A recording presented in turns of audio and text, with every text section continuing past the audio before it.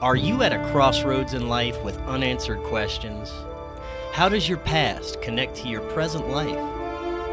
October Hallam can help you discover how your past connects to your present and is shaping your future. October is an intuitive, healer, empath, and medium with over 20 years of experience helping people navigate through some of life's greatest challenges. A recent client from Egypt says, October is pure magic. We keep coming back for more and recommended her to our closest friends.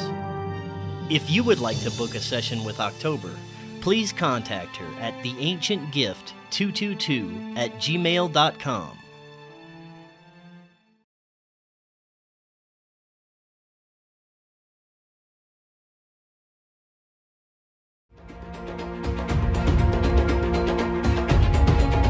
Welcome back to Forbidden Knowledge News. I'm your host, Chris Matthew. Tonight, my guest is Jason Hewlett. Before I bring him on, let's get some announcements out of the way. First, I want to thank everyone that has donated to our relocation fundraiser. We're over halfway to our goal. If you would like to donate, the links are in the description. Until the end of November, anyone that donates $10 or more is going to get free 3-month membership to our upcoming site, and any donation over $25 or more, and you're going to get a copy of Cory Hughes' upcoming book about the JFK assassination. And you can check out his website. Go to coryhughes.org. It is going to be the definitive book about the JFK assassination. I also want to thank Karen Holton. She offers many services to help out with not only your physical, but mental and spiritual health. She also offers the best quality orgonite pyramids and Zen domes. These things are amazing. Visit her website by clicking the link below and check out all the services that she has to offer. And finally, subscribe to our official backup channel at lbry.com. All of our content is already there. The link is in the description. Please check us out there just in case. You never know, YouTube could just take us down any day now, just like they're doing with many other channels. Tonight, I want to welcome Jason Hewlett. He's a journalist, broadcaster, and podcaster with a degree in filmmaking and film studies.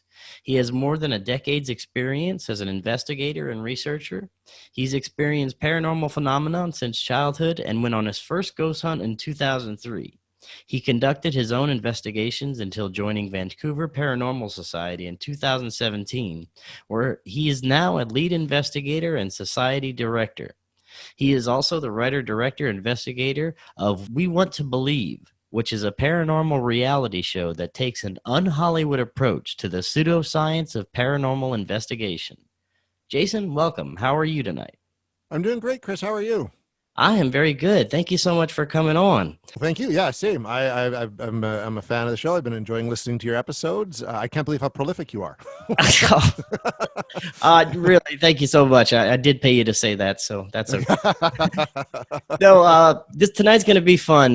Most paranormal investigators rather, that I've had on tend to generally agree that UFOs, paranormal activity, cryptids, psychic phenomenon, and this interaction it has with humans and our consciousness and all of the unexplained high strangeness that mainstream science won't even poke a stick at are somehow connected in some way, because there are so many parallels and crossovers, as well as the new evidence that we have and testimony now that we have this modern technology and the internet.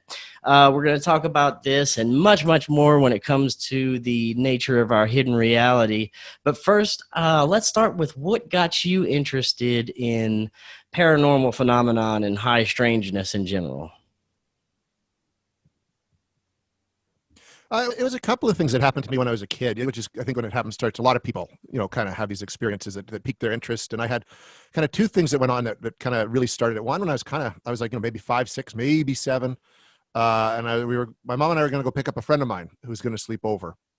And I waited in the car, and my mom went to get my friend and was talking to the mom. And I remember waiting in the car and looking around the block that we were on, and suddenly this face appeared in the back window. Like, it was a hatchback. So it appeared at the back of the car, and it's like it was popped into view and then popped out of view. And it was this face, like I can still kind of see to this day, like this weird, horrible mongoloid kind of face, and it freaked me out. Like, and I kind of just dropped to the bottom of the car, kind of thing, and slowly went back up, and sure enough, there was nothing there, and there was no sign of anybody on the street either. Like, there's nobody around. My buddy walked up, and I'm like, "Were you just hanging out in front of the car?" He's like, "No, I just got here," which made sense because I don't remember hearing anybody come and go that would have made noise. And then my mom came up and I said, "Did she see anything?" And she's like, "You're probably just imagining it, or, just someone was walking by and you just didn't notice." So, but I can still see the face, and I remember nothing. It was there and it was gone. So that kind of was the first thing that really kind of kicked off my interest. It scared me, and I can still think, I even get goosebumps thinking about it to this day. It had that much of an impact. Wow, that is very interesting. And since then, I mean, you said in your bio you had plenty of childhood experiences. Could you talk about maybe some of the other experiences you've had besides that? Yeah. Another one, I was sort of about 12 or 13, and I'm up here in Canada, and in the summer we'd go to this cabin that my parents had, and we'd go there all year round. I remember going out there with a buddy of mine, and I was born in the early 70s, so we were free range children. We kind of just went and did what we want. So my parents didn't care if we went and played out in the woods all day. And I remember we went out after dinner for kind of a final hike adventure in the woods. And there's a path we always took to kind of get to where we would end up playing out in this kind of field and stand of trees. And we went up and we were out playing, and we decided we better get back. Dusk is coming. And we're walking back that exact same path. And underneath this one tree that we'd always go by, we saw, it was like this little fire pit, a little lean-to, and inside the lean-to was this bone. And I'm talking everything was small, not doll small, but not like kid small either. It was somewhere in between. And we just thought that was really strange because we didn't see it earlier in the day. We didn't see it on the walk up, but it was there on the walk down. And we got a little freaked out by that because it was kind of, dusk was coming, and we're like, that's just really strange. Let's get out of here. We went home, but it became the talk of the night. So first thing in the morning, when we could kind of get up and get going, we went back to that tree, and there was no sign that anything like that was there. There was even pine needles all over the ground. Like, it looked undisturbed completely. So yeah, it's like, you're talking about, like, everything connected and alternate realities. It's like something kind of phased in and then phased right back out again. And there was sort of that event, and then the one with me in the car were the two big ones that really, really struck with me. I'd always get, like, I guess kind of empathic. I'd get weird feelings in certain places, right? That something wasn't wrong, or that maybe, I was alone, but not alone. I believe, like, this unnatural fear of the dark as a kid. Like, I'd wake up in the middle of the night thinking something was in the room and have to turn on all the lights and check all the, that persisted well beyond. I mean, I've got an almost 9-year-old. He's kind of in that phase, but he kind of came into it and he's going to go out of it. Mine persisted well into my late teens, even into my 20s when I'd live in other places. And those were kind of the big sort of things that really stuck with me until I kind of started taking more of a serious look at the paranormal. And then, after my father passed away, started having incidents in the house that I grew up in that I took over as an adult, and that he had built for my mom as, to start a family. And they kind of came more into my late 20s, early 30s kind of thing. Now, what got you started actually investigating paranormal activity? It was something, like, I was interested in it and I had no idea what to do, in terms of how I would go about doing it. And then when I was in journalism school, I went back to school in my late 20s, decided, I floundered for a lot of years and did a number of odd jobs, and said, no, I want to be a journalist. And there was a magazine writing course that I was in. And the whole point of that course is you spent the semester writing one magazine article that you'd want to submit. And I was like, well, I wouldn't mind doing something for the Fortean Times magazine out of the UK, because I was a big reader of that. So there is a place where I live called Tronquil Sanitarium, and it used to be a tuberculosis clinic during the early 1900s, and it was sort of a tuberculosis clinic sanitarium for soldiers after the Second World War, and then it became like a mental institution. And in the 80s here in British Columbia, they deinstituted everybody. Like, they just let them all out, and the sanitarium had been closed. And of course, you have a place like that, it becomes like just a home for stories and urban legends, right? So I'm thinking, well, it'd be really cool to go out there at night and spend a night out there just looking around and investigating. And I knew a guy that was the caretaker, so he agreed to let me in. And I found someone who had experiences out at the place. I brought along a skeptic who was in my journalism program. I found a TV news guy who could bring all the cameras, and then I found a psychic that was willing to go along. And we went out there and we spent like a whole night investigating. And that was the first time I really took any kind of hard look at any place. And it was interesting, Chris, because it was like literally like, we went, we prepared, we got all our gear going, we got the batteries fully charged, we showed up, we got started, we got out of the vehicle, walked like 50 feet, and all the light batteries died. And then the camera shut off. So we had to go back and reload up. And all night we had stuff just like that going on. We had one location we were in. It was like an old barracks. It was turned into one of the wards. And we were looking around. We had power. And then all the lights in the building went off. And Donna, who was our psychic, screamed. And all the lights came back on. And it was winter, so we were wearing toques. And you could see a toque had been pulled off her head and was just settling down. Like you could almost see the handprints on it, just settling back down. And so it was quite a night. Like it was quite a night full of stuff. We had some stuff that wasn't paranormal happen that you could kind of like explain away, but there's definitely a few things throughout the evening that we had activity, like especially around electronics and things like that. Yeah, and I was going to ask you when it comes to your work with the Vancouver Paranormal Society, what was some of the more compelling or even unexplained events that could have happened during some of the investigations that you were involved with? Well, we had one. There's a location we go to called Bailey House here in the interior. And it's quite known in the interior as a haunted place. A lot of paranormal groups go there. And it's actually for the web series we're doing, with the episode that just kind of came out today. It's all about Bailey House that we filmed there. And Peter Wren, who's kind of the head of Vancouver Paranormal Society, he's been going there for years. And the first case he and I ever went on together, which was early 2019, because I didn't get to work with him for a couple of years after joining Vancouver Paranormal. We went there, and almost right out the gate, like typical paranormal investigation, you go and you set up, you get your gear ready, and it can take a few hours for things to get going. We started getting like EVPs like right out the gate within about 20 minutes without a spirit box, which is one of the tools we use. But we get like a voice that would just be, like you'd ask a question and you'd get like, I am Tom. Like, you ask, what is your name? You get a legitimate answer. I had a spirit basically tell me to F off when I was sort of trying to ask it some questions. And the one thing that I thought was quite profound is in this room, it's a kid's bedroom full of like dolls from the 1920s and 1930s. So there's porcelain dolls that always look at you, and toys from that era as well. We had a little toy hammer go flying off a shelf, and not drop, but I mean like fly, like a good portion into the room. And you could hear it. We even got it on audio, like click, click, click of it falling. Like 1 minute it was on the shelf, then it was on the floor, which I thought was pretty wild. And also in Bailey, we were down in the basement using what's called a laser grid. And a laser grid, it just shoots all these points out. So it's literally what it sounds like. You have a pitch black room. The lasers go out into this crisscross pattern, and anything that disrupts that grid is going to show up on the wall. So if something breaks that laser.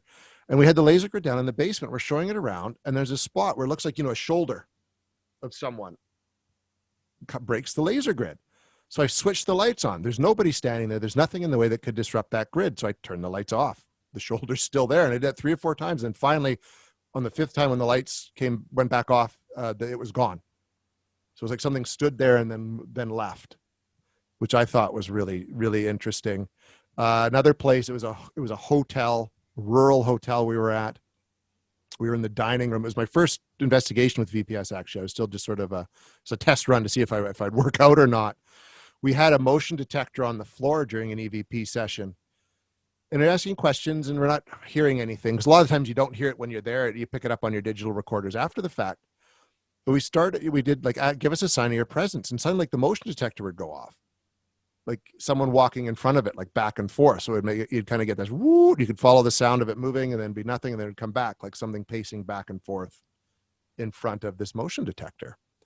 And down in that very same building in the dining room, we had, and I kind of laughed because it was the stereotypical get out that you would get right in the middle of our session, but it was loud enough. There's 4 of us in the room. It was a big room.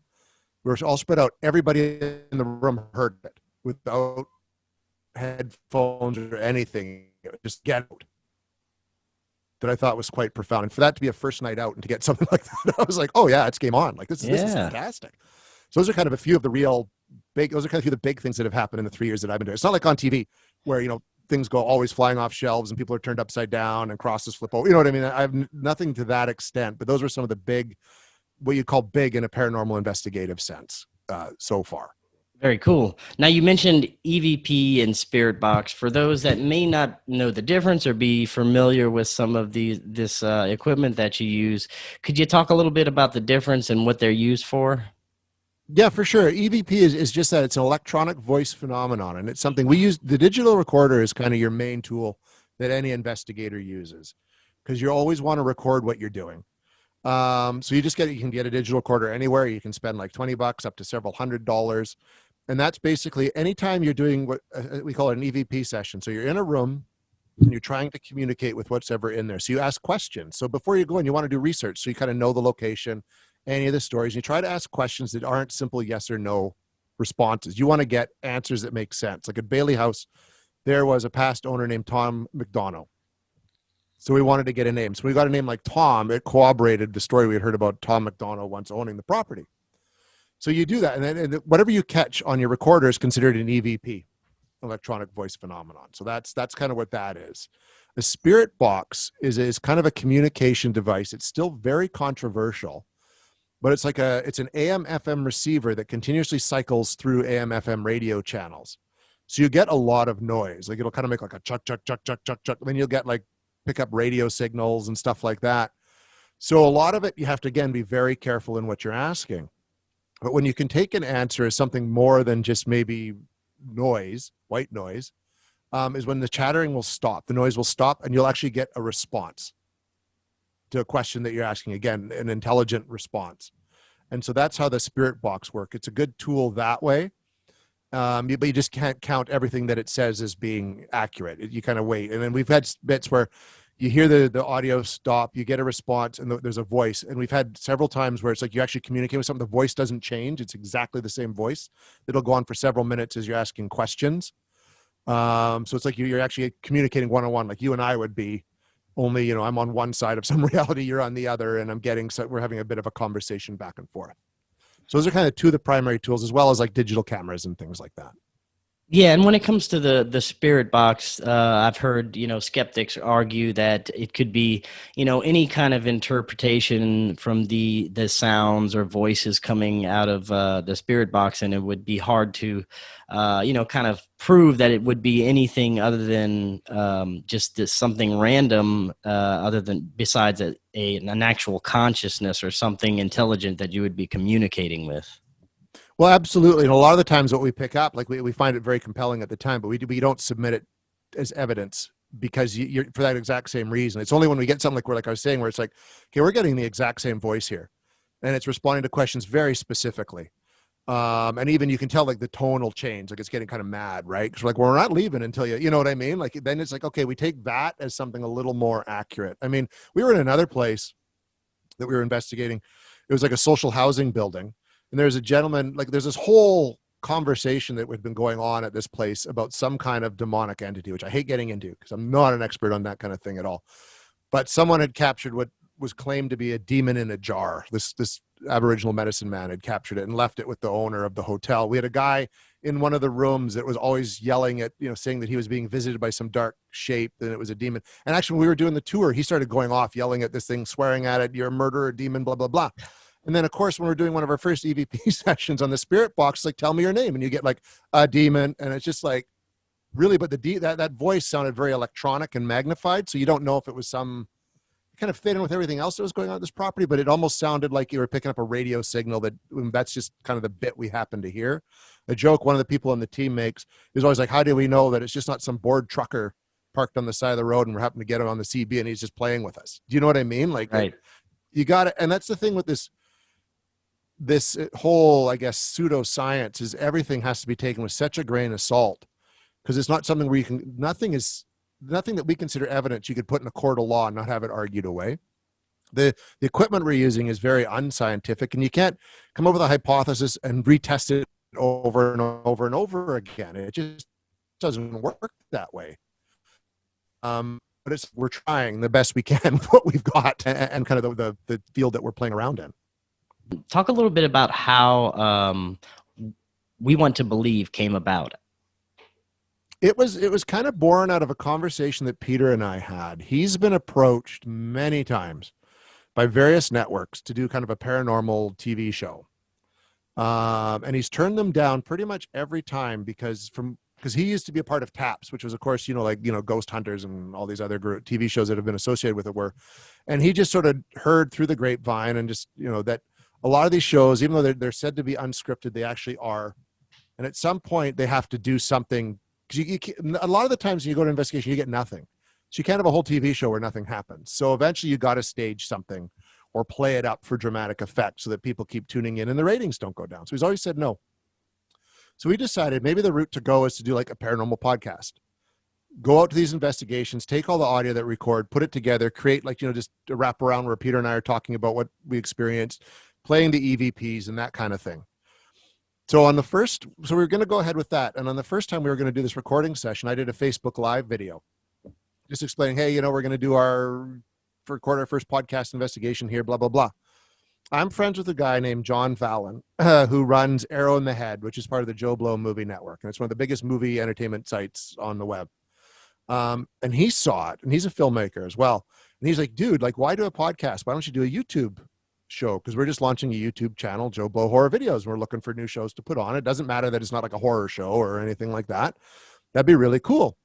And because back in the day, I went to film school and I got a journalism background, and I've always been keen to do that sort of thing. I said, yeah, sure, that's a great idea, without thinking how I was going to actually pull it off or put a crew together. But I was lucky, I could talk to Peter. He was on board as long as we kept it accurate, and didn't fake anything. And then just sort of through this whole process, I was able to come in contact with people through these other ventures I've done that had film backgrounds, that had the right equipment. I've done an entertainment podcast radio show for 10 years. So I knew people down in California that were editors and were willing to edit it. And that's sort of how we did it. So we actually ended up going back to the site where we recorded our first kind of podcast and filmed it. So we kind of redid everything by filming it and carrying out another investigation, which was actually the same location where with the demon in the jar and the guy freaking out and getting the demon EVP and that kind of thing. And so that's kind of how the show came about. And the first one came out in May. We've been shooting since February, and it's been kind of an interesting growing process because you kind of figure out, you see your mistakes and all that. And when we first did our last bit of filming, that's when COVID hit and the lockdown happened. So we had to take what should have really just been 20 minutes and stretch it out a lot more than we wanted to do, because we weren't able to get back out filming again until May. So it's been kind of just a learning, growing process. It's always evolving.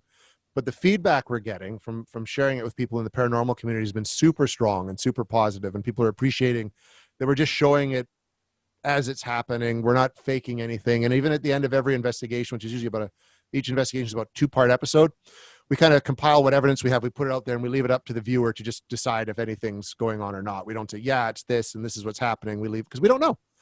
And I don't think anyone who's a paranormal investigator would call themselves an expert or pertain to know what's going on. It's all just theories anyways. So that's kind of, we want to believe and how it came about. And it's been a lot of fun. It's been a fun ride so far.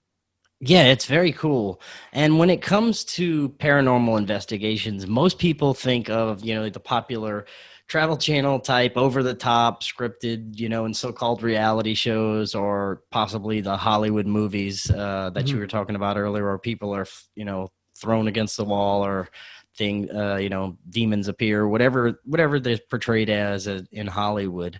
How would you describe your investigations and process as compared to what is portrayed on TV? Completely different. It seems to be anyways, at least what happens on site. I mean, I think, like, when you watch some of the shows, I love those kind of shows, right? And I like the Paranormal State a lot and everything, and kind of up to a point, they are pretty accurate, because like we go in, we're usually invited to a home or a business. The people are there. They tell us their story and what's happening. You do a walkthrough.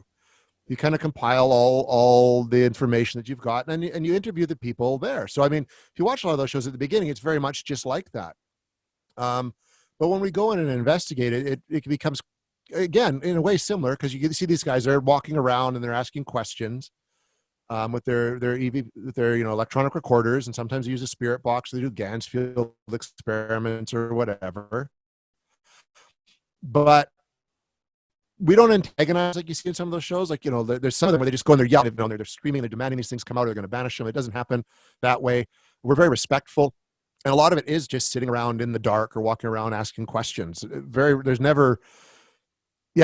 It just doesn't get, like, if you look at the Conjuring movies, which I love the Conjuring movies, but like I kind of was joking that people start getting thrown out. And every one of the Conjuring movies, suddenly people are getting up and tossed around and things are exploding and windows blow. I've never seen that. And I think any paranormal investigator, if that started happening, they would get out of that building so fast. They wouldn't just be standing there trying to figure out what's happening. Anyone would flee. So I think they're accurate up to a point, but then there's a bit where they have to produce, and if, especially if you're doing a work of fiction like a movie, you've got it. People want to see the monster, they want to see the ghost, they want to see special effects. And I've never seen anything that dramatic. Most dramatic thing that I've heard is you think you see a shadow, maybe, and like, what's that? And you go, oh, cool, you know what I mean? Or you get an EVP, and like, even then, when you get an EVP like Demon that we got, you just start laughing because it's like, really, of all the things you would get, like, it's just kind of amusing that way. Yeah, it would I think seem the shows to that walk that line of being plausible, but then they take this turn. Yeah, it would seem to me that when, if you're going into an investigation that would appear to be some type of genuine phenomenon, that you'd want to have more a respectful approach to if, especially if you're dealing with some entities that could potentially be dangerous, or depending on what's happening with this phenomenon. So yeah, it's definitely interesting that you're going with that approach, and much better. Well, you want to be, the way I look at it, and the way that like Peter and many other paranormal investigators look at it, is, how would you feel if someone comes into your home and starts yelling at you? And that's how we look at it, right? Like, you go in, you're respectful. We come here, it's like, okay, we don't mean any harm. We just want to communicate with you.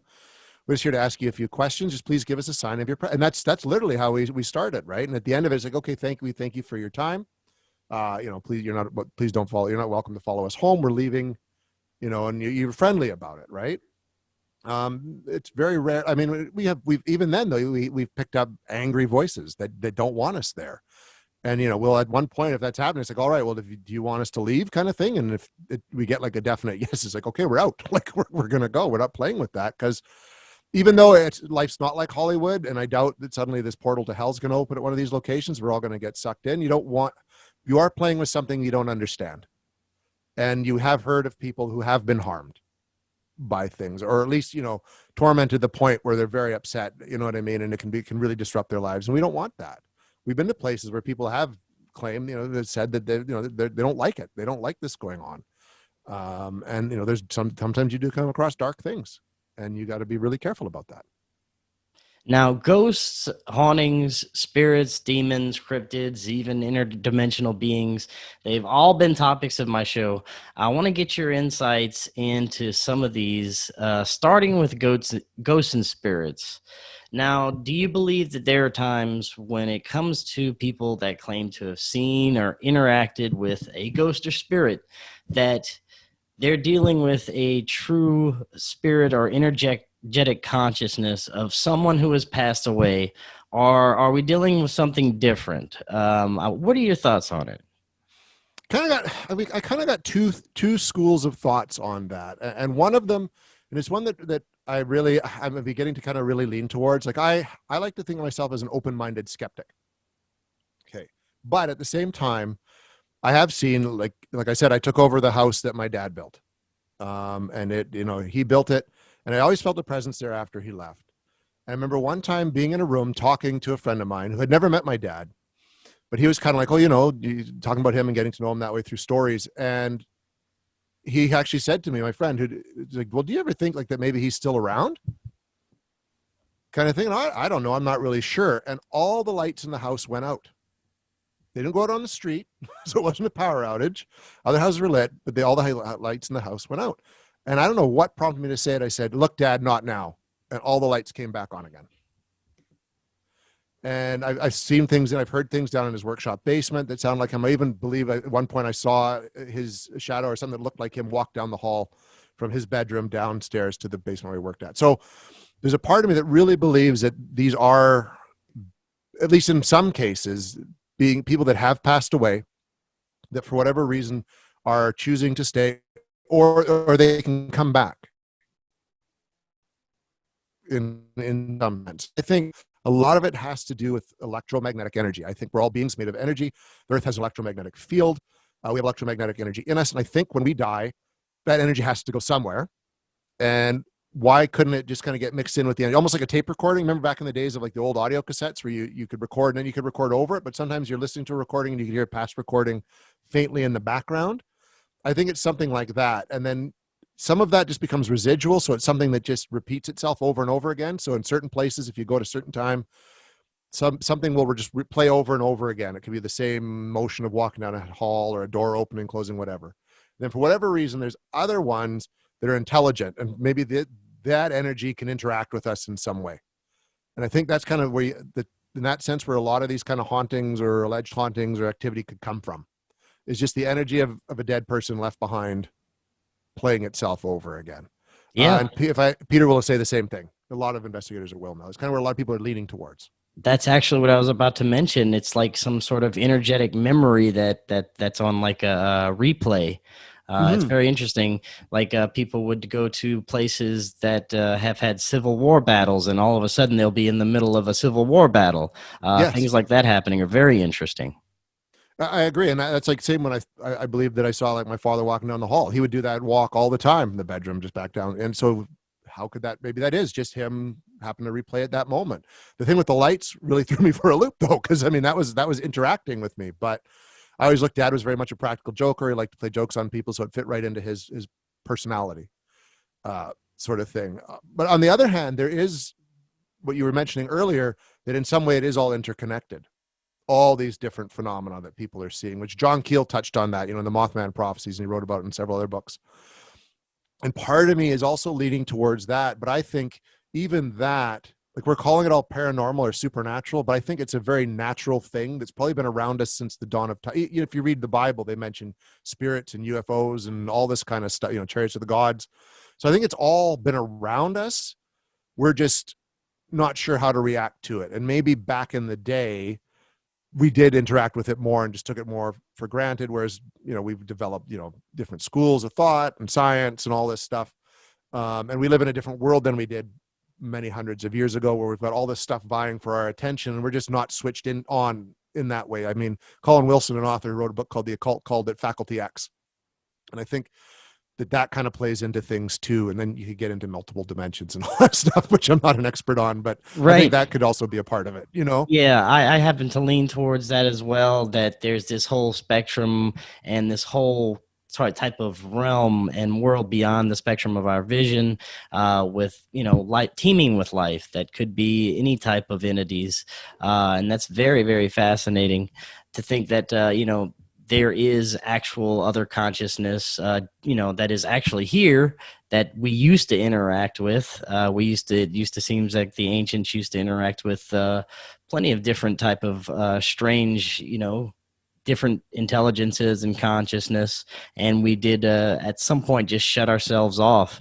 But there is a lot of interesting things happening now, where it's kind of like an uptick, where we're starting to get more interested in things like this on a global scale. It seems a little bit. I agree, and I don't know quite what it would be. Maybe just because we're now living in so much difficult times. You know what I mean? Like the world's a really, especially with this pandemic and everything. But even leading up to that, we've hit sort of an era almost like since 2000 on of spirituality. But in a good way. Like people are really wanting to look and understand more. Like, because I think we're looking at the world that we have, and there's got to be more to it than just this, right? Like, I mean, we're not just sort of born to kind of live in this system and then we get old and we die. So I think people are kind of interested in what else is going on out there. And I even think science is becoming more interested in what's going on. I mean, they're looking at string theory and how time really works. And science has even shown that there are different multiple dimensions out there. They're actually, the scientists are actually saying, yeah, we believe there's more going on here than just our reality. And who's to say that that's not crossing over into ours and interacting with us? And maybe when we were, like you were saying, back in the way back, we did a lot more, and then we've just been distracted for a few hundred years, kind of thing. But we're kind of coming back to that. And you hear about some of the work being done at like Skinwalker Ranch is kind of really touching on portals and dimensions and just kind of all this other stuff. And that's very much a melting pot area for all these also phenomenon coming together as well. Poltergeist activity, cryptids, UFOs, all of stuff. You mentioned, moving objects earlier, and how you actually witnessed, something flying off a shelf or moving. What do you think is going on there? Do you think that is some type of conscious interaction? I know I've heard the term poltergeist. What are your thoughts? I think that felt very conscious because we were trying to communicate with something. And it's almost like, when a kid's hiding, but he wants to get your attention, he'll throw something at you. And so the fact that it was like a little toy hammer in a kid's room just really seemed that there was a thought involved with that. It wasn't just something random. And so, yeah, I think whatever's there wants to communicate with us. It'd only be natural, especially if, we as a society used to, and then they're probably wondering, well, why did you guys stop? Or why so many people just ignoring us, right? So I definitely think that in that sense, it's very conscious that way, and not just sort of some random thing. I don't think anything that could involve an object moving would just be a random act. I think there's a purpose behind it, most definitely. Now, I've also had a few paranormal investigators that have had similar stories that they would go to investigate at a house that they're having, some sort of turmoil at, domestic violence, or just negative energy in general. And these strange things didn't start happening until this turmoil started, upticking. Have you experienced anything like this where, there'll be some kind of disruption in the home, violence or something like that, and then all of a sudden this negative energy starts to occur, or they'll have a haunting or something? I haven't experienced it quite to like in that sense, right? Like, or we've been to a place where there's been a domestic problem and then things start to happen. But we have investigated. We had a residential school system up here in Canada, so where a lot of Aboriginal children were taken away from their homes and they're put into these schools and forced to be, Western Western society. And there's lots of stories of abuse, etc. And I've been in a residential school that we investigated, and we had stuff happen there. And Vancouver Paranormal has been there a number of times over the years. And that's where they've had stuff, a lot of activity definitely go on. That's where there would be, if you're going to see a black mass shape, that's where people are going to see it, is in an environment like that. And even more aggressive sort of behavior. Like Peter was at the same school. He was walking and he was sort of just talking before the investigation started. And he was like, oh, wouldn't it be kind of, imagine if something just kind of came out and touched us here. And something grabbed his hand and tried to pull him to the ground. Like you just see his body jerk and move that way. So that's I think an environment. Yeah, there's definitely a very much a strong belief system that a negative place is going to leave and create negative energy. Then you're probably definitely more likely to cause more negative energy to come in the form of spirits. The whole misery loves company kind of thing. And if you're in a positive place, you're far less likely to have any. If you're going to have spirit activity, it's going to be less malevolent and probably more benign. Now, when it comes to the more malevolent spirits or dark entities, or even what people would call demons, what are your thoughts on that? Do you think that there are actual different types of negative entities that are somehow capable of possessing a human being? Something that was, never human, or is it just a dark spirit? What are your thoughts on demons and possible possession or spiritual attachments? Well, it's interesting because I was listening to your conversation last week with the gentleman who knew all about that, and I was like, oh, I bet she's going to ask me something. Like, what am I going to say about that? I'm not a particularly religious person, and I know a lot of people who do look at demons, that whole specific topic are usually there's more of a religious belief that plays into that. And fair enough. I have total respect for that. I look at it, if you were a good person in life, you're going to be a good ghost. If you were a prick, you're going to be a prick. You know what I mean? And so I look at it as more, if that activity is going on, it is more just a negative, angry spirit that's just being malicious because it can. It was like that way in life, and it's going to be that way now. However, Peter is an investigator for an ordained exorcist out of Washington State. So he's the guy that goes in beforehand and does all the interviews to see if anything's going on that is actually demonic. And he doesn't believe in demons either. So he's kind of a good person to go and do that. But he's actually had, and he and I talked about this many times, one case where he wasn't quite sure that it wasn't the early stages of possession in this home, to the point where they even picked up, like in a lot of movies, it's kind of Latin is the language used by demons, you know what I mean, in movies, but it would actually be Aramaic if you read the Bible. And in this girl's bedroom that he was sort of doing these preliminary investigations, the word demon was scrawled on the wall, but in Aramaic, a language that's not taught in school. and that's not, it's just not common. People just don't use it at all. And he just said from the behavior he was seeing exhibited in the girl and everything like that, that there was part of him that was starting to think that there could be something actually going on here in some form of possession taking place. But from all my years of paranormal investigation, all the people I've talked to who've done it, the research I've done, if something like that does exist and does happen, it's like that odd one out. A lot of the times it's probably just an angry ghost, or it's a mental health concern or an addiction issue really playing up. But there's the rare case that it seems like there is actual legitimate demonic activity. And I think a lot of that, because I know people who've even had mental health issues who believe that they're possessed. So the best way to treat it is as an exorcism, because the person actually believes they're possessed. So if you treat it with an exorcism, that'll almost break that psychological barrier, right? And actually help cure the person of their mental illness.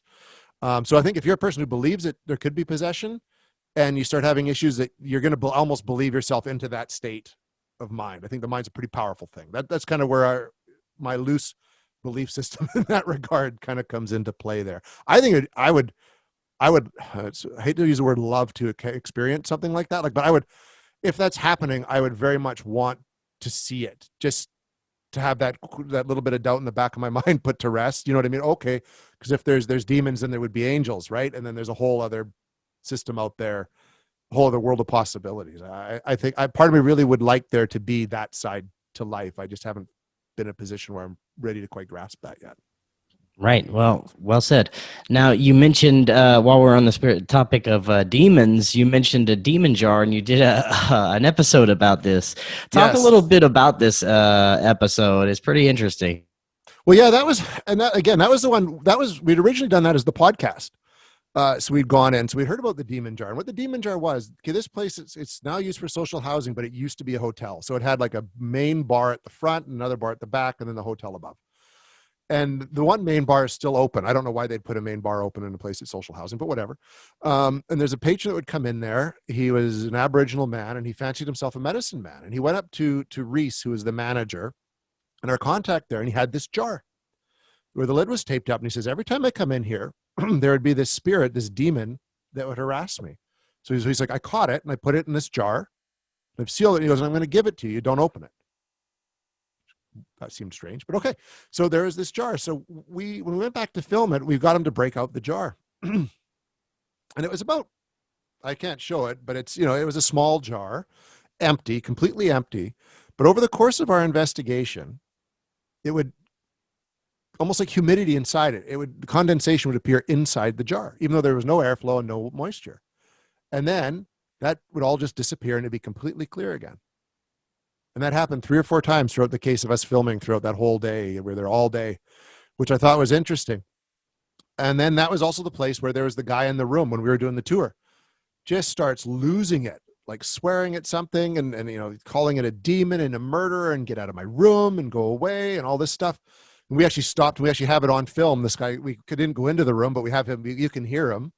And the manager's like, this happens from time to time. Something comes and visits him and he loses his mind and he's yelling at it and he's trying to drive it away.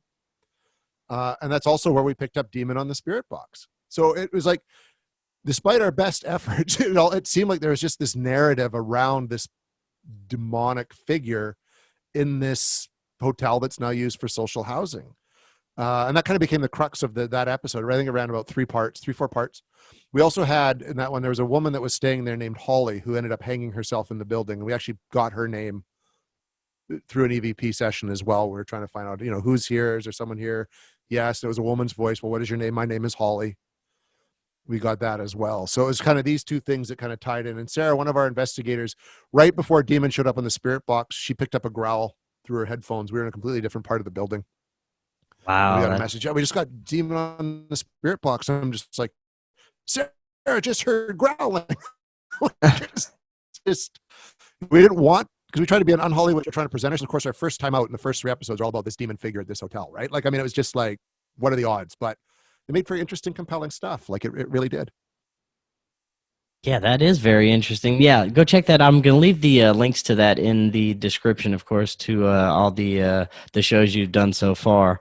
Oh, I thank want to you. jump into cryptids and get your thought on those, especially Bigfoot, because man, I still can't wrap my head around the whole Bigfoot thing. First of all, in all the Bigfoot shows and Bigfoot hunters, we never see anything. Nope. We get a few footprints here and there. But those, that's not really compelling enough evidence for me. But there are personal encounter stories that are compelling to me from very reliable sources that are very interesting, from the descriptions they have to the experiences they had with these beings.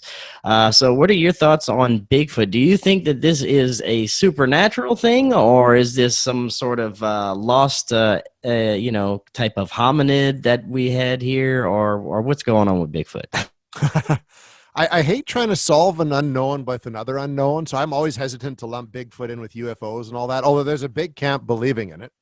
And if you're to believe that it's all interconnected, then sure, why not, right? But I do lean toward it being a physical thing out in the woods. I mean, especially if you come up to parts of British Columbia or even the Pacific Northwest, there's so many areas that are just so uncharted that people just don't go. I mean, it's possible a small camp of creatures could hide out somewhere. I have never seen one, much like yourself, nor have I heard a cry, like a Bigfoot cry. But I know people who have, and actually someone I know is who, for one of our episodes, we've gone out and done a couple Bigfoot shows that are coming up. And the people that we interviewed, they swear they saw it. They even played an audio recording of one of its cries that they heard it. One location where we went up to is this lake, about 55 kilometers north of where I live, where a guy who's gone fishing almost every year for 20 years, he's out in the boat, he comes to a part of the lake, and he gets the wood knocks, the 3 knocks, the bang, bang, bang, that's supposed to signify Bigfoot's there and trying to communicate or warn you off. And every time he goes, he hears it, and as soon as he kind of gets away from that part of the lake, it stops. So we're like, all right, well, let's go. And so we get this guy, and we go up there, and we get in the boat, and we head over to this spot where this has been going on for 20 years, and nothing happens. And we even try some knocks of our own, nothing. We even go for shore. The first time this guy's even gone to shore, right? Walk around, nothing. He even tries some knocks, nothing. But as we're coming back, the one member of our crew, Sean, stayed behind because there just wasn't enough room in the boats. And he's like, we're getting close to shore. And he's like, did you hear the knocks? And I'm like, no, we didn't get anything. He's like, no, they were right over here. So when we were going across the lake, he actually picked up the knocks on his side of the lake, the complete opposite side, which ties in to Bigfoot or anything paranormal where you go looking for it, you don't find it. It's almost like you say there's this intelligence and it just moves to someplace where we're not, but it still leaves kind of a mark. So we actually got those knocks on audio and video that Sean heard. So I can't rule out the knocks. I don't know what it is. Is it Bigfoot? I don't know. But it happened round about the spot where this was supposed to be going on. Not the exact spot, but a spot where it was supposed to be happening. So I Yeah. think I think the world would be so much more interesting if there was a Bigfoot in it. Does that make sense to you? Like Oh I yeah. don't want to rule it out because I know so many people have had these experiences, and I mean, and it's not just happening in one part of the world; it's all over the world. People are seeing and experiencing something. So I think something's got to be there. And and I would love to keep looking for it. I think that would be really, really cool. But we're a paranormal group, so we don't tend to go out hunt monsters very often, right? But I mean, for our show, we did it, and I'd like to kind of do it again and keep trying. Right. Um, and I mean, then you get into lake monsters, which I mean, that's a harder one for me to swallow because a lake's a smaller body of water. So how could something survive in a lake and not be seen like every day, you know what I mean, or surface? But I just like I've been to Loch Ness, and I've been to Lake Okanagan where Ogopogo is supposed to be, and I always look, and I never see anything. I've got an uncle that said he saw Ogopogo once, but I mean he said he saw it. There's no picture to go along with it or anything like that. But again, I just think it's so much more interesting to think that something could be there, and that's where once again the multi-dimension alternate thing could play in. Like who's people have seen Sasquatch tracks in snow go halfway across a yard and then stop. And First Nations Aboriginals believe that it is a supernatural thing. So who's to say that it can't just pop in and out of our world? Same with, the UFO that you see in the sky moves in an odd angle, it just goes up and blip, disappears. Maybe Nessie dives down under the water and just pops somewhere else. I don't know. Like I'm getting into a whole area I'm not an expert in. I don't know if I believe it, but that kind of makes me a little more hopeful for the idea of possible multiple realities, dimensions, whatever you want to call them, right? Right. And that all these things go somewhere else, maybe. Yeah. And Ian, I know you're not a big UFO guy, but you did mention it, so I want to talk about it for a second. The when it comes to UFOs, the whole field to me, I think, needs to come together more because there's so much first, there's a lot of disinformation, a lot of misinformation. We got stuff coming from our government and media officials that we're supposed to believe, is supposed to be real phenomenon and swallow that because the government always tells the truth and we should always believe what they say. So, Right. yeah, we got that aspect of it. And then we have the whole abduction aspect, the psychic phenomenon, the consciousness aspect where people are being, going to different places in their sleep and speaking with aliens. There's so much to this, the whole UFO abduction phenomenon, especially when you get into people who get implants and claim to have, gone on ships and seen hybrid children. So this thing gets really big and really weird. And that's why it's so hard to get a grasp on the whole UFO phenomenon. But I still think that it is connected to this whole interdimensional or other reality that could exist just beyond the spectrum of our vision. I'm not sure that we have little green men come and visit us in tin cans from across the universe, but there may be something, just outside our frequency or something going on there. So I'd just like to get your thoughts on what's going on with the UFO phenomenon. Well, I'm kind of in the same camp as you are on that, Chris, because I for one, I mean, it's human ignorance to think that we would be alone in the universe, but I have a hard time. It's also human arrogance to think that we're so fascinating that some creature that can create a ship that can travel all the way across the galaxy would stop and find us all that interesting. You know what I mean? Like I have a hard time with that. Unless we are a colony of, what I mean? Then we get into that whole, this is just kind of, woo, we're a colony of theirs and they come back and check on us. But I think it's definitely plays into this again, parallel. It make perfect sense that that's just how they travel back and forth from one reality to the next in these craft.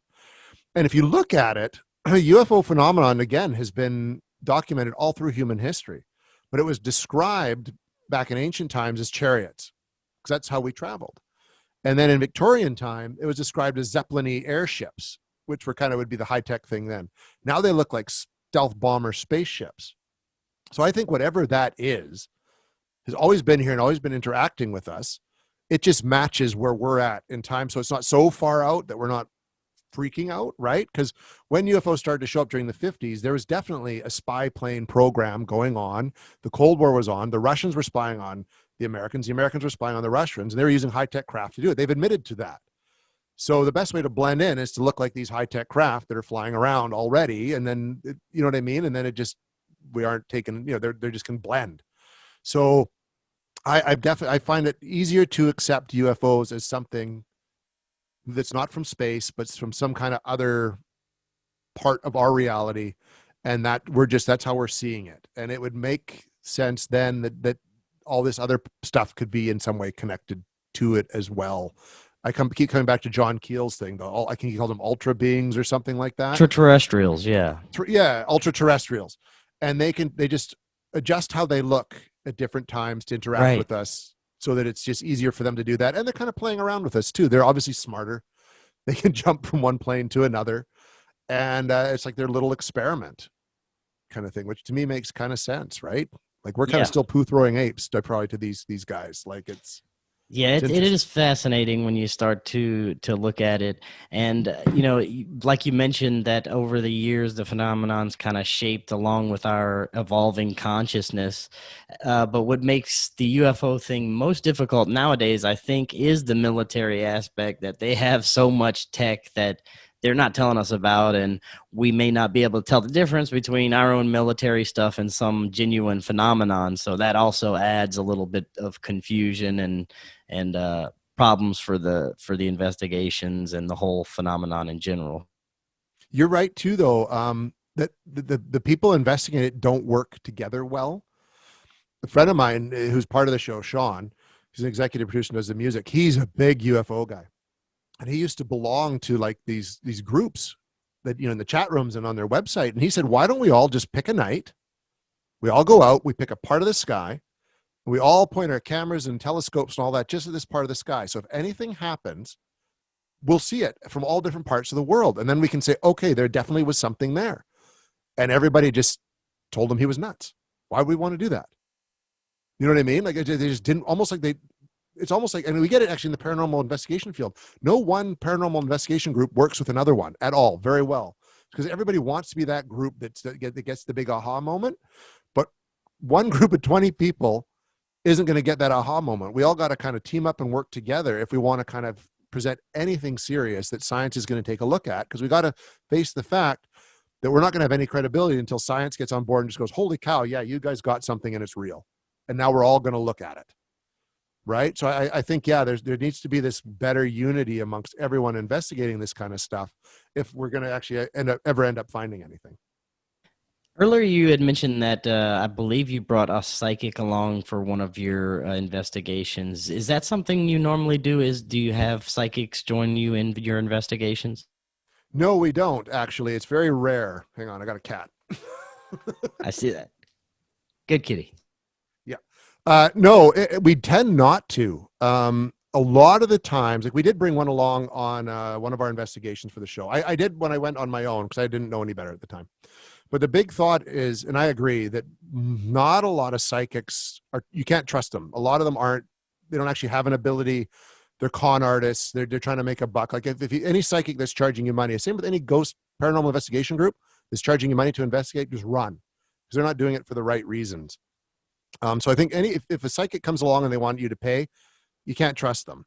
But there's a small percentage of them that have legitimate abilities that are accurate and they know what they're doing. But we try not to use them at all because we don't want what they say to influence what we're investigating. So the time that we have used one, we went in first, heard everything, kind of did all our stuff, and then brought them in to see if they could corroborate what we had found. And it worked. She actually did a very good job of getting a lot of it quite right. But I wouldn't go out. That wouldn't be the first thing I do. And that's why in these shows, when they bring in a psychic and all this, like it's more for, I think, for dramatic effect.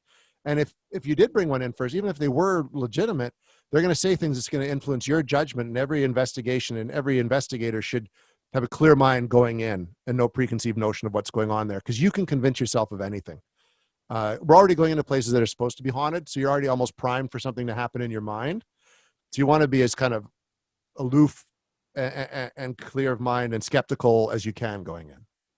Yeah, you're absolutely right about it. Psychics, especially the ones that I've interacted with, you can tell which ones have genuine abilities by basically if they're asking for money or just trying to get fame. But I have interacted with a few of them that have very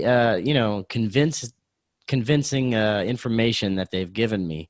And I think that there's something to it, but I think everyone has these intuitive abilities to them that they can tap into this, but some, can access it easier than others. I guess it's like playing an instrument or being good at a sport. Some people are able to tap into these things easier than others. And some of them just have good intuition and maybe are con artists. Yeah, exactly, right. They do like the mirror read kind of thing, or they do a cold. It's just how they ask the questions and how they get you respond to it. Then they see they're on the right path, so they're just going to keep, and they'll say stuff. I sense that you lost someone. Someone, was it a father, and you go, no, okay, how about an uncle? You know what I mean? And they'll just kind of go and yeah, it was my uncle, right? And yeah, so you got to be really, really careful with that. But I agree. I think most people have some form of ability, even just in terms of empathy, or can pick up on a vibe of a place.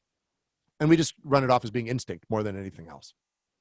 Very cool. Well, before you head out, tell us a little bit about the book you're writing right now, which is Just Another Paranormal Investigator. Yeah, that's exciting. It's Peter and I writing it. We actually just last week signed the book deal, official book deal, beyond the publication. So it's going to get published within the next year. And it's documenting kind of Peter's career in the paranormal. He's been doing it for 27 years. all over the world. So we just talk about some of his big cases, some of his beliefs, and I try to back it up with my own research into the places he went, and just pooling what information I can gather from other groups and sites and sort of about the paranormal. And actually, we did a name change. It's now called "I Want to Believe: One Man's Journey into the Paranormal," and that was just a last-minute change that we made here right now. But it's pretty cool. Peter was hesitant again to do the book and tell his story, but he had so many good ones. And he and I were on Into the Fray with Shannon LeGros, and she was one of the partners in Beyond the Fray. And she told Peter on the show, it's like, man, you got so many good stories. You should write a book. And he's like, oh, no, no, no, no, no. And in my head, because I wrote for newspapers for 10 years, I'm like, I could totally write that book. So I followed up with her and like, are you serious about maybe doing something? She's like, oh yeah, for sure. So I talked to Peter and we ended up writing it and spent the whole summer writing it. And we're now just at the editing stage and picking out a cover design and all that. It's pretty exciting stuff. Awesome. Jason, thank you so much for coming on tonight. Before you head out, just let everyone know if they want to check out your show and anything else about your book or anything else where they can do so. Yeah, absolutely. The show is We Want to Believe, and it's available at Joe Blow Horror Videos. And if you go on Facebook and search out We Want to Believe the series, you can find it that way as well. And then the book will be published by Beyond the Fray Publishing, which has its own website and a Facebook presence as well as on Instagram. Awesome. Very cool. Jason, thank you so much again. I'd love to have you back on in the future, possibly after the book comes out. And for everyone else, have an excellent evening. Thank you very much, Chris.